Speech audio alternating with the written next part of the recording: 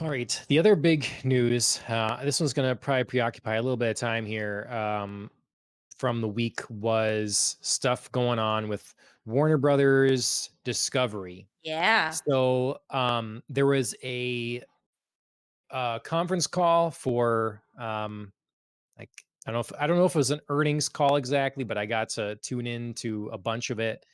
Took Mm. a few notes from that, and they were just talking about this merger because we had all kinds of things going on, all sorts of shakeups before. AT&T owned Warner Brothers, Cartoon Network, HBO, just like a litany, DC of properties in the media landscape. When AT&T Mhm. really is a telecommunications company, so it was kind of an odd Right. thing. Well, they sold off a bunch of stuff. They sold this to Discovery. So now Warner Brothers, DC, HBO, all those things are under the umbrella of Discovery. And so it's Warner Well, they're Brothers under the Discovery. umbrella. Yeah, yeah. WB Yes. Discovery. Yep. So and they're making the play for, to me this is a fit that makes a lot more sense than with AT&T. Mhm. And they're really making a play to kind of cover all aspects of entertainment. And Mhm. I thought we learned some interesting things from from this meeting.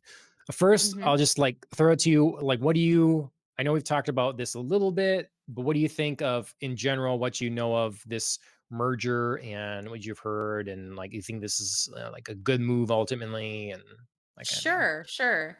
Yeah, so I mean, we talked a little bit before, kind of more specifically relevant to like DC and the projects that are going on there. And now this is obviously a bit wider of a net. On the surface, everything makes sense to me in terms of what's going on here, except I was reading a little bit about this. I obviously couldn't tune into the call or didn't know it was happening or whatever, so I don't know what was said there. Um, there was talk about a major overhaul on HBO Max, and I wasn't exactly thrilled not knowing many of the details about that because I actually think HBO Max is finally finding its footing. Like there were definitely some missteps in the early days, and now I'm sort of like into HBO Max, so I'm not sure what that means. Um and maybe it's good things, but of course like my suspicious mind is sort of like, "Oh god, what's happening?"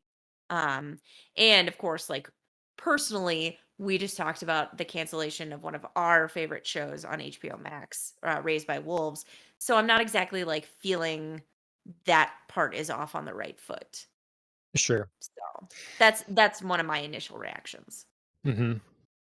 Yeah, I if I had to guess, I think that, and to me, this is something they always already sort of remedied, but I think the reworking of HBO is two things. One, it seems like they're going to make less distinction between HBO, the channel, and HBO Max, the streaming subscription service. Um, we've talked about that before being confusing. Like, am I paying if I'm paying for HBO Go? Am I getting whatever? So I think kind of consolidating those things, really making the HBO the streaming thing, Mhm. and then the other is the whole change up of not putting movies direct to the streaming service. One of the things brought up in the meeting was big budget films direct to streaming doesn't pan out. You may have Yep, we may have shorter streaming theater to streaming windows for select films, but sure. otherwise we're going to the theater. So And I that think was everybody else is doing the same thing too, so that's not a surprising move. And yep, that's not something I'm terribly upset about. yep. They're talking, so they're going to be, it sounds like merging that potentially the app as well. So right now, like we have Discovery Plus, the app, we've also have HBO Max, the app. This will seemingly go together, one big Sure. content pool, which I think will be a really enticing service because it does offer a lot of variety for a lot of people. Yeah. And Discovery, I think, I don't know what their financials have been like, but they seem to me to have been offering people what they're like be aware of what their customers want and are Mhm. offering that. So let's see. They're looking at doing a no ad, an ad light, and an ad supported tier. So they want to go in a three-tier system here. Sure. And are they all so here's my question. Are they all gonna be called the same thing? Because I don't need like HBO Go, HBO Max, and like HBO confusion here. Yeah. Yeah. Do you know what Yeah. I'm saying? I'm Like, I don't yeah. I just wanna know what the frick I paid for. Mhm. I don't know what the brand is going to be. I'm wondering if it'll be like WB Discovery Plus or just WB Discovery or Mhm. what the name of the thing. But I think it will be one thing like that. You pay for that depending, and you pick your tier, and that's going to then Okay. include everything. That's the way it seems to me because they just keep talking about consolidation, removing overlaps, and talking about the money they're going to Which is great. save by removing those overlaps. Yep. Yeah. So No, all I, for I hope that. that Like, make it easy for me, but just like if you're gonna have this three-tier system, it better be super clear yeah. what the hell I have. Yeah, you don't wanna go to sign up and be like, "Okay, here's Discovery Plus, here's HBO Max, here's Warner WB Discovery Plus," and in each of you Right. can choose any one of those 3, and in any of those, you can choose a different ad level Right. or what like, Like, it I could don't be I don't want none of confusing. It that. needs to be one thing. So, Yes. let's see. So, yeah, services combining. The other big stuff that's relevant here is so they changed the name. It's already happened. They're making changes fast. They changed the name from DCcomics.com to DC.com. They removed Mhm. the comics part. Mhm. Um, so it seems they don't have there's not a big emphasis for them on the comic book side of things, but they Right. are very adamant that they have a lot of great IP, and they definitely want to protect and preserve the DC brand. They mentioned that a couple Okay. times. So they're very interested in and have very a lot of confidence in the DC brand, but it seems like that's not a lot of confidence in the medium of comic books is Right. what it seems. Ugh, this is one of those things again where I'm worried about this like word phrasing because protecting the DC brand to me sounds like endless reboots of Batman and Superman forever and all of time. Like, I don't know that protecting the DC brand means like we're really just gonna like leave Batman alone right now and like go do somebody else. Do you know what I mean? Like, I don't know. And maybe I'm just reading too far into it, but protecting the DC brand, like show me what that actually means and show me that it's Yeah. not, endless reboots of the same content, which not gonna lie, with other news that we have later on that I'm not thrilled about, does not make me happy. Yeah, well, I mean, so I guess I'm sort of burying the lead here, but the big stuff coming out of this that's been all Yeah. the craze and the controversy and stuff has been about what has been left in and removed from the DC lineup and Mhm. some of that. So the big one is the Batgirl movie, which is about a 70, Yeah. $90 million project, which I guess originally started as a streaming film, was then moved to a theatrical kind of film, has been axed. That one is gone. Because if you said there was a lot of shows canceled, Raised by Wolves Mhm. canceled, Batgirl's getting canceled as well. Mhm. So that was I'm sort not of happy like the about that. biggest news. No? Yeah, I'm gonna straight up say I'm not happy about it. Um, I mean, Michael Keaton was gonna return as Batman. Like, I don't get to see that. I'm pissed. I want to see that. I mean, I know that's not the Well, focus of the movie, but I was really excited about it. It was gonna be really cool. I'm telling you. Like, I haven't seen a lick of footage, but Michael Keaton returning was gonna be cool. So I'm pissed about it. I'm also kind of like I don't know, half curious as to why this decision was made because this movie was like about to be released. yeah. Well, they said they Like saved they weren't like short in the process. It wasn't just like we have a cast and we're just doing table reads and we're just building a set. It's right. like no, we were like done. and gonna release later this year. Yeah. So So there's a couple interesting quotes and stuff like that, and I don't have the number in front of me specifically, but they had mentioned how it seemed like they're essentially using this movie as a tax write off in a way, because they said they saved about 100 and I want to say it was like 120 million dollars in not putting this movie out, hmm, which is surprising, but it's all the marketing, it's the paying the actors the extra, if it does a certain yeah, amount, all those sort of things, theater deals, all that. So they're being pretty harsh on, like we're doing this stuff to cut money, because allegedly there was a conversation about Clint Eastwood's last movie, and sure. Call Comancho or something like that, I think, and Cry Comancho maybe, and they they were saying, well, why did you greenlight this movie when you seem to think it wasn't probably going to make any money? And the sentiment was, well, it seemed like we owed Clint Eastwood, he's worked with us a lot or whatever. And it's like, no, that kind of thing is not happening here anymore. We're not doing this. You make something because even if it's not going to make money because you're friends with someone or we owe them or something like that. So Okay. So they're they're drawing going a hard hard. line. So Yeah. here's my question then. Why are we not getting a Flash cancellation? Yes. So other lines to go along with this. They said, let's see. So there's a focus. We're having a focus on quality and will not release a movie before it's ready. They said we have exciting movies like Black Adam and The Flash coming. And we think we can make them even better. That was an interesting part. We have exciting movies coming, and we think we can make them even better. So that was really, really interesting to me. But yeah, there's That definitely makes a yeah, that makes me nervous on all kinds of levels. Like that makes me nervous that like maybe Black Adam, which I want to do really well, isn't maybe living up to potential. I mean, if they have to push it out to like make it better, whatever, I'll still go see it either way. Like, do what you got to do. I hope it's great.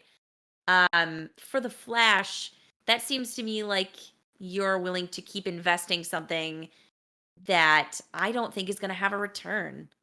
Like, hmm, does anybody care about Ezra Miller? Does anybody like I don't know, maybe there's like super fans out there who are like super pumped about this, but like I don't know, after just like all of his headlines and problems and like, just wacky stuff that's happening in his personal life, I just don't know that like Ezra Miller is a name that's going to draw me to go see the Flash movie.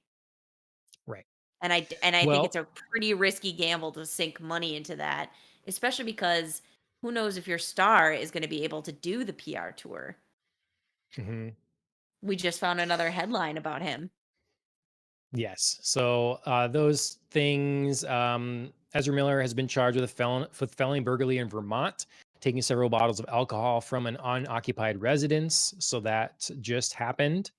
And there's now a story out. This is courtesy of Looper, I guess.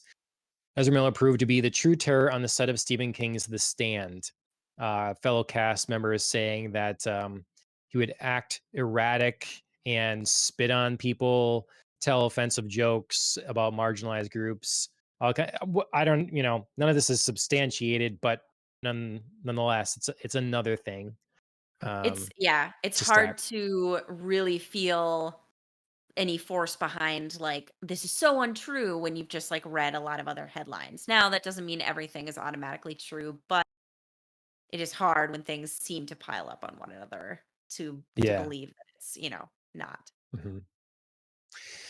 So what I've heard from people that say they have inside sources is that Mhm. the Flash movie is pretty darn good, and it's a fun movie to watch. That does have Michael Keaton in it as well, so you'll see Mhm. Batman back in that form there.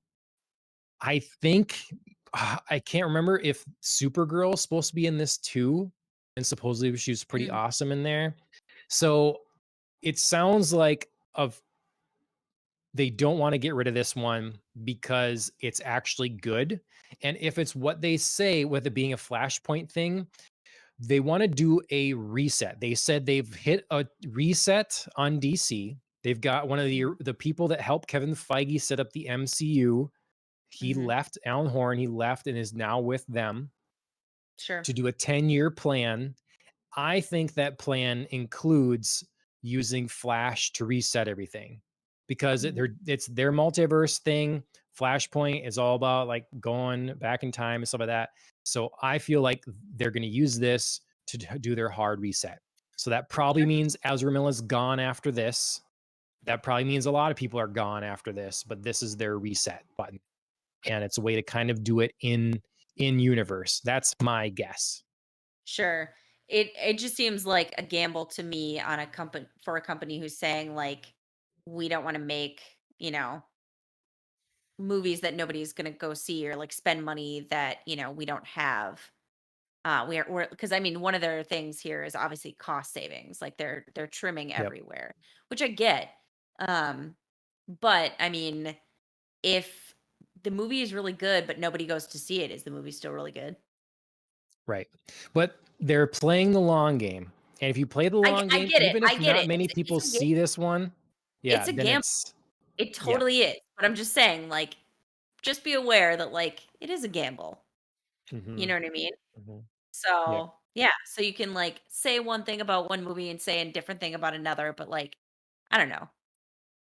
Yep. Just it's And not quite if you wanna use that logic, it's not quite lining up to me, but yep. I obviously am making no decisions over there at Warner Brothers Discovery, so Well, the other thing that's not lining up for me is because there's talk going around, it's always like he said, she said about what's good or what's not. And some people are saying that Batgirl was terrible, and others are saying that it was good.